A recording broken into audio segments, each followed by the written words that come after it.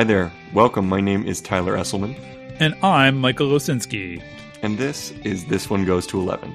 A podcast where we talk about music, where we invite somebody on to tell us about an album that means something to them, that they consider to be perfect. So perfect, in fact, that 10 out of 10 just isn't good enough. This week on the podcast, we have Meg Williams. Meg Williams is a nonprofit administrator, event planner, theater artist, and reproductive health advocate based in Philadelphia, and she's been one of my best friends since sophomore year of college when we discovered we both owned the same Pearl Jam t-shirt. We co-founded a theater company with some other Drew University grads, and we've collaborated on numerous projects since then, though nothing will top the show she made with our friend Gigi Naglak called Chlamydia del Arte, a sex ed burlesque, which is exactly what it sounds like. Exactly what it sounds like. Oh, yes. I need to see this show. We need a revival sometime soon. I think there are plans for it in the future. Okay, good. And Meg and I have a lot of similar musical taste, and we've been to a lot of concerts together, including Pearl Jam. We actually did see Pearl Jam together, so we've done a lot. We're connected musically, and there's a lot of history here. So good. Well, without further ado, let's hear from Meg, shall we? We shall.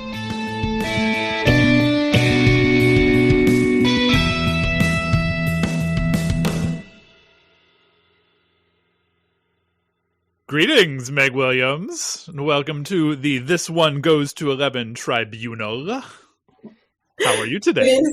It is an honor to be here at the Tribunal. So tell us, Meg, what album hath thou brought before the court today?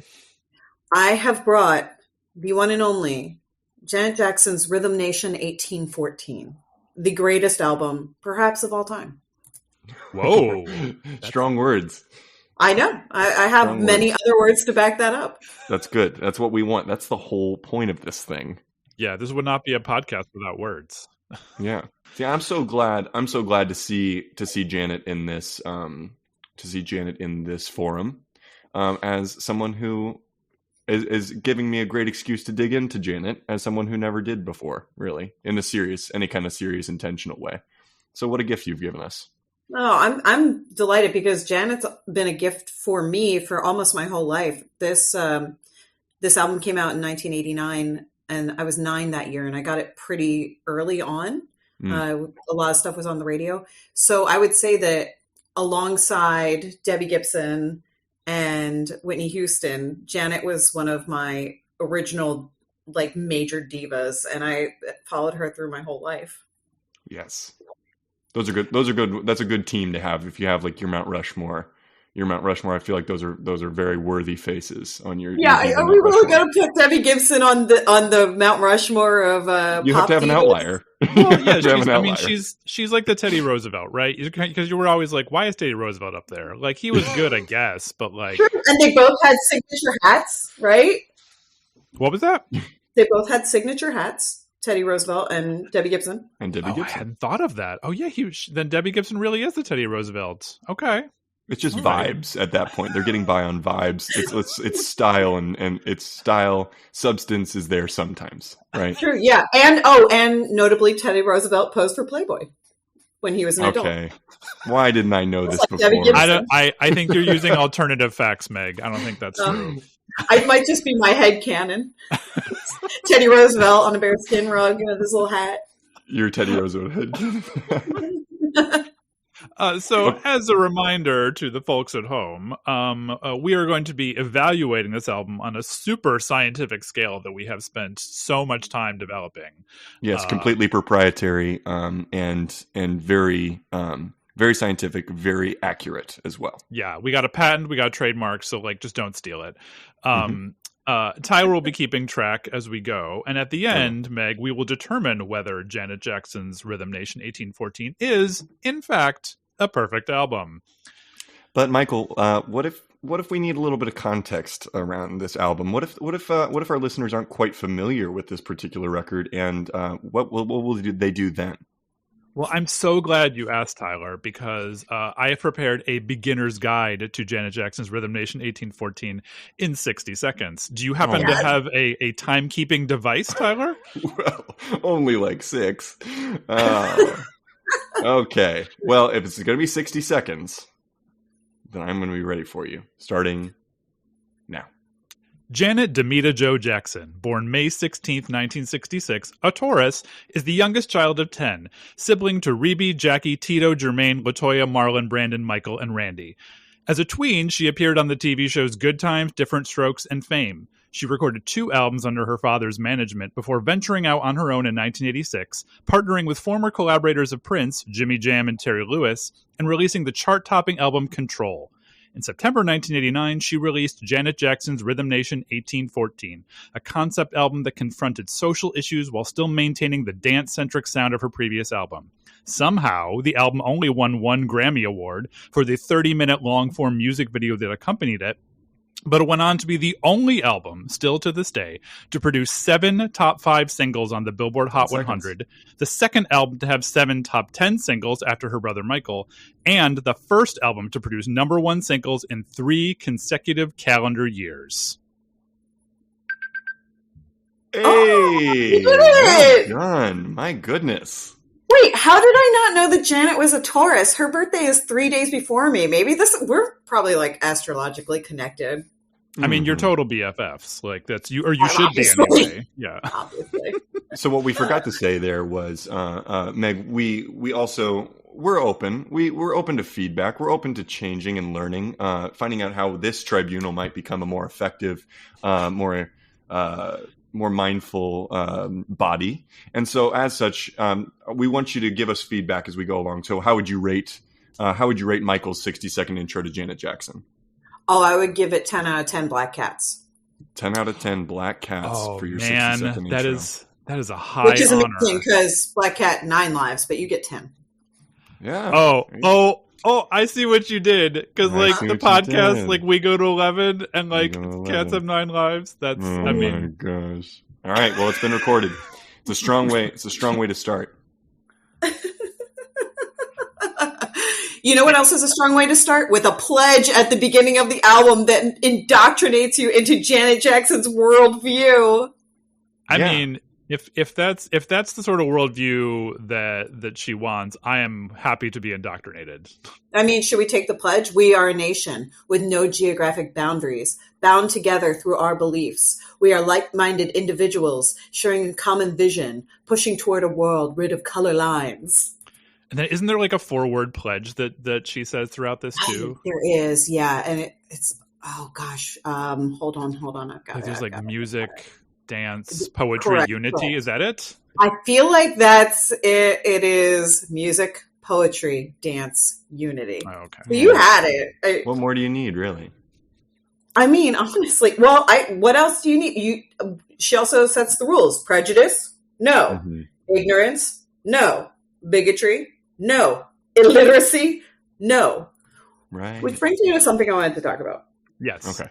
Go for it. Perhaps it is because this album came into my life when I was in 4th grade. Mm-hmm. And, being in school, you talk a lot about reading. Book It. I miss Book It all the time. When you could read books and earn pizza for reading books. I was reading books anyway. Oh my God. What an amazing program. So it just makes sense. And now that I'm not in college, not in any sort of school, and I don't have kids of a school age, I feel like I'm wondering if my take on this is skewed because I feel like illiteracy was like a much bigger push of a problem in the 90s than it is now. I don't know. You are also, childless people, so maybe we're not the best tribunal to be talking about this. But we got an educator. We got an educator here, and I think it seems to me like maybe it's still there's a very high likelihood that it's still a huge issue, but we're just not talking about it amidst other issues, right? Like illiteracy is just one of those foundational things, like almost like poverty. That's probably a huge issue that we don't see in our normal middle class lives.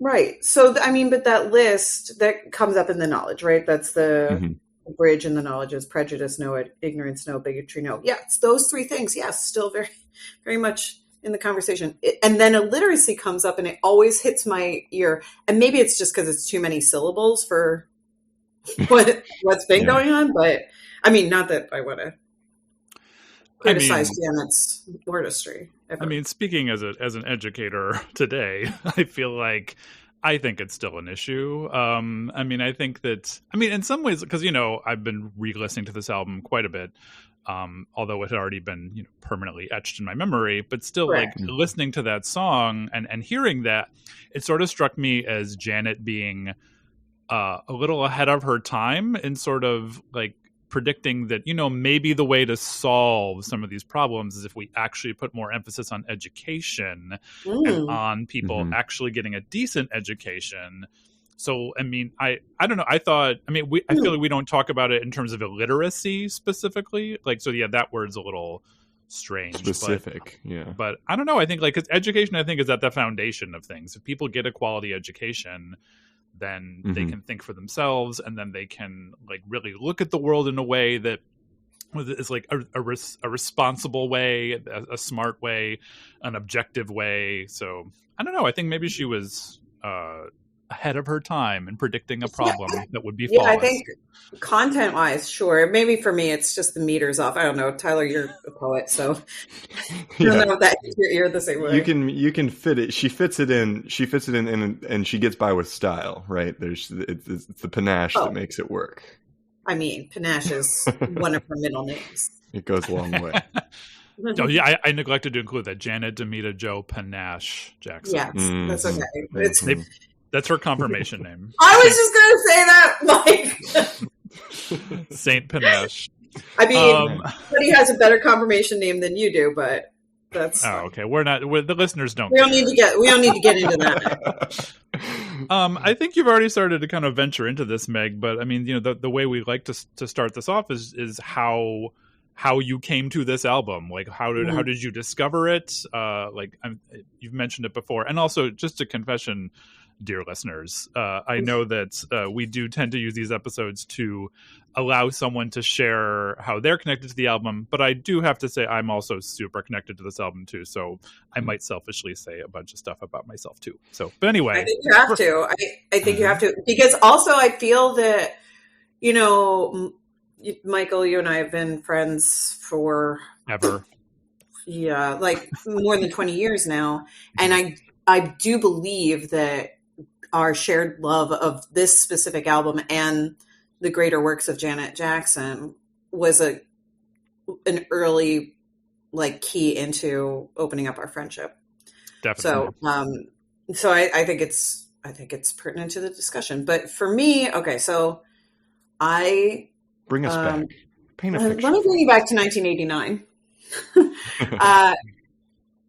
I think I heard one of the songs on the radio. I believe it was Escapade. I think that was actually my window into it. And I immediately had to have the whole tape. Right. Because this was tape time. I was not at this time allowed to watch MTV. So I did not come to these videos until much, much later in my life. But I was so taken with this tape. I believe in the end I had 2 copies of it because I wore one completely out. And then went to CDs after that. I don't know. I would guess I probably bought this album about 4 times. I think that's correct. I think I'm very careless with my belongings. So the CD, obviously. Well, I was going to ask what your preferred medium is for it. Was it the tape? Was the tape better than the CD? Was there a No, I was not a person that held on to tapes because on CDs you could find exactly the part. You could skip to exactly this one time signature and get that, especially for reasons I'll get into later. But when you're making theater and you want a very specific section of a song, the CD is much more useful than trying to guess and fast forward and rewind the tape. Right. So I got the tape and I listened to it forever on repeat.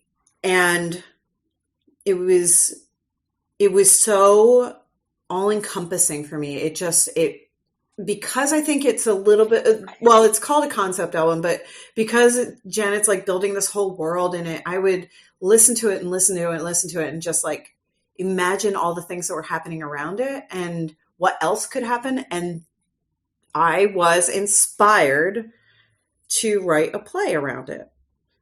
So I was in 4th grade and I talked to, my dad is a writer, and he didn't do writing for money at that point.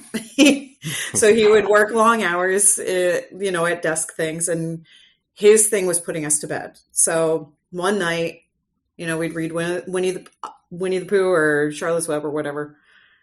And he was like, "What's on your mind? Something's on your mind." And I said, "Well, Dad, I think I want to write a play, but I can't write as fast as my brain goes. And it's very frustrating. I tried to start and I don't know how to do it." And he said, "Okay." So he would give me half an hour every night where I could talk the play out loud and do all the parts, and he would transcribe for me. Wow. He started teaching me how to type. That was, I think, very frustrating for him. So he was like, I'll just do this for you. So he typed it all out, and then he gave me the copy, and I read through it and I edit. And I edit. And I like changed some stuff. I did a first revision. And so what it was an adaptation of Cinderella called Cindy.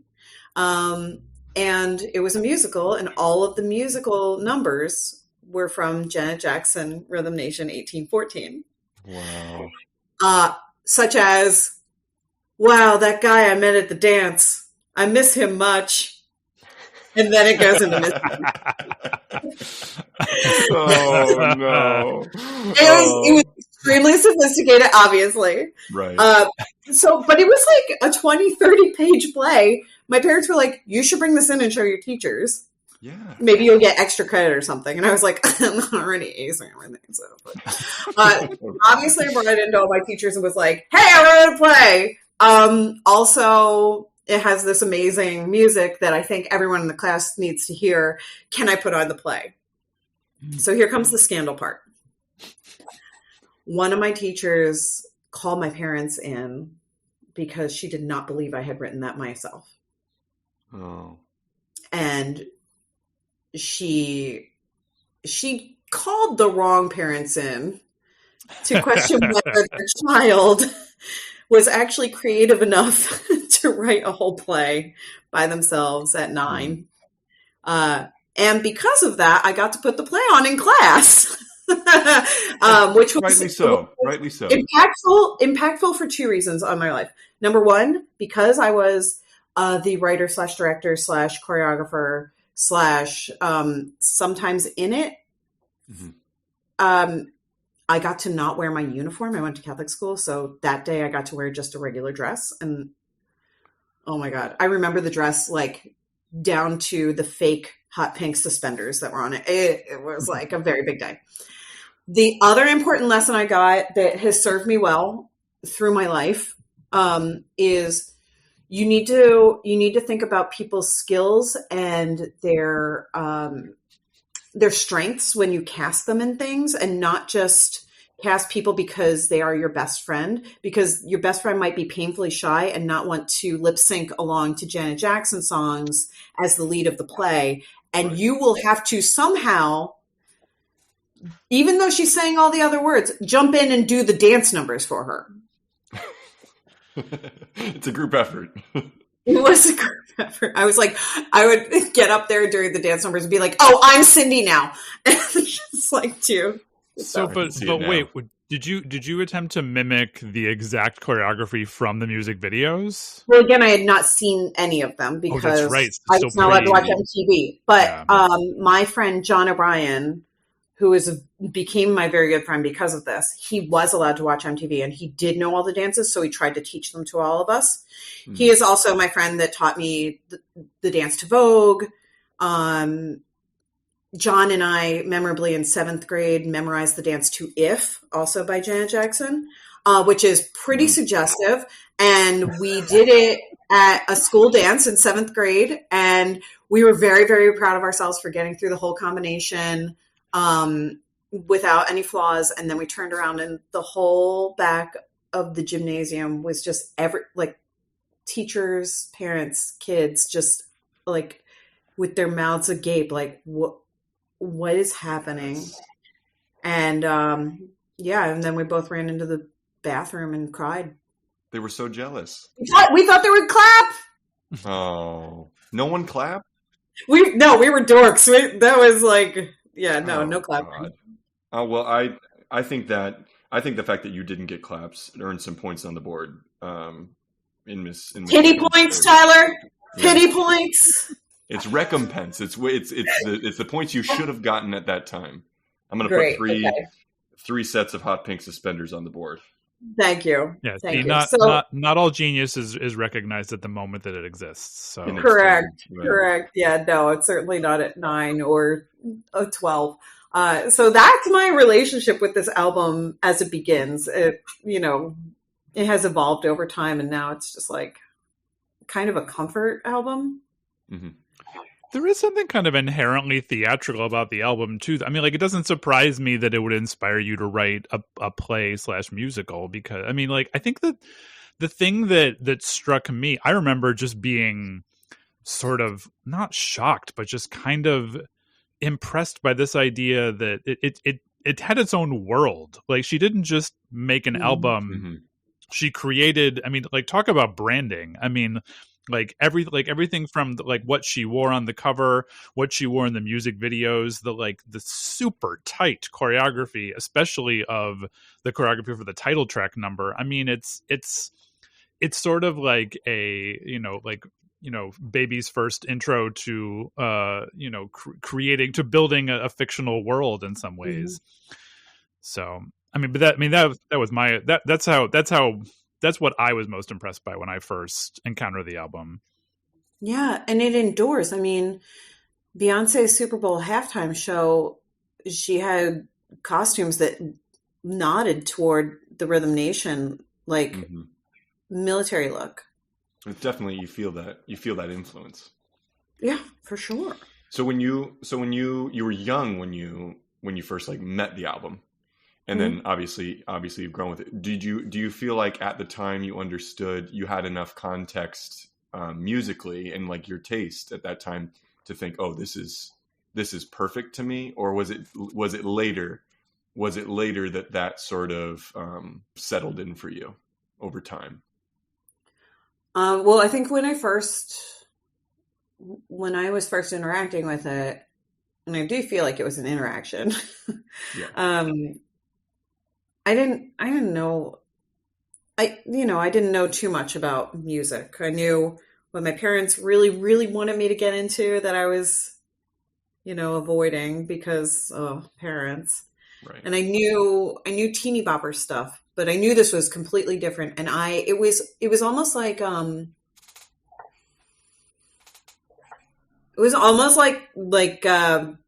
I don't know, not like a candy, but like the most delicious pizza that you're full, but you want to keep eating it just to keep having that taste in your mouth.